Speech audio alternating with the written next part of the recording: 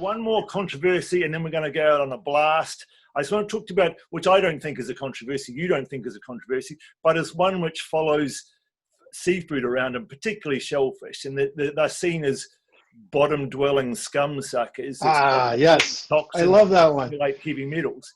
Now, you that and I one in the both months know without an R. that they're not bottom-dwelling, nor are they scum suckers. And it's this whole concept about liver as well, that people don't want to eat liver because they think it's full of toxins. It's a filter. And it's not. Yeah.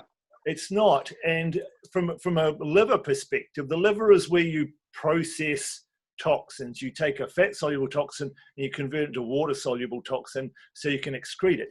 So it's not liver is not a store of toxins. The fat is a store of a toxin. So that's why I wanted to get people away from thinking about liver was full of toxins. It's a processing plant.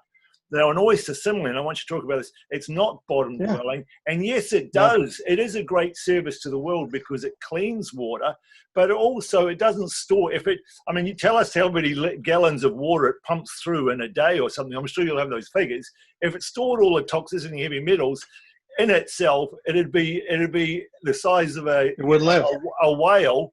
But it keeps the good stuff for itself, and it gets rid of the bad stuff. So tell us a little bit how an oyster works in terms of being a filter and toxins, and how it prevents all that toxicity building up in itself. The oyster itself regenerates, basically the cell structure regenerates so quickly. It can, if it has toxins come into it, now we can consume everything that the oyster can. The oyster does not hold toxins in its body. There's a red algae which is toxic to humans, and it's called red tide. It happens all around the world, and it happens when there's too much nitrogen in the system, mostly from effluents from the land coming into the ocean, and boom, red tide bloom. Oysters get into it, they eat it, they consume it, they think it's fine. 24 to 48 hours is all it takes to put the oyster in fresh, clean water. It'll flush out all of the toxins within that time frame, and you can consume it afterwards. That's why there's something called depuration. A lot of times, no matter in the different regions, oysters will come with a little tag saying depurated, which means even though they're growing it in great water, they want to put it in a super clean water because your public health people are going, we got to make sure that if you're eating it raw, it's as clean as possible. That being said, oysters, I always get this all the time, they're a bottom feeder. No, naturally, they do live on the bottom. However, they do not eat carrion like other opportunistic creatures do, fish, lobsters, crabs, right? Oysters are filter feeders. They filter only phytoplankton and zooplankton. They live at the top of the water by the farming, or where they attach themselves in the intertidal zone. That's where they live mostly. Now, there's oysters down in southern New Zealand, the bluff oyster, which is the native oyster to that area, 40 foot of water. That's not seeing the light of day at any time. So it's kind of a neat, different thing that I haven't got the full taxonomy on, but fantastic stuff. But mostly oysters are intertidal. So the tide goes out. That's why they close up. And when they close up, they hold on to whatever they're doing. They go to the restaurant. 3 days later, you open it up. It's still the same thing because they've, over millions of years, they've evolved to hold on nice and tight when the water leaves.